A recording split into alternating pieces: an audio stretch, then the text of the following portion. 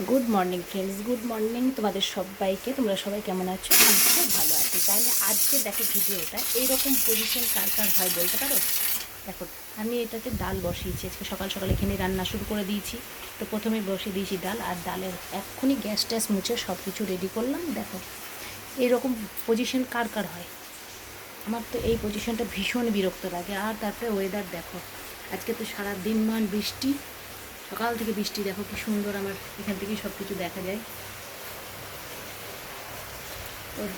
তো দেখো, বাবা কি ভয়!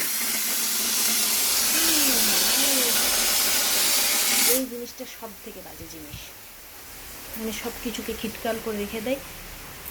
যাই না, এর সব থেকে বিবেচন ব্যবস্থা কী আছে?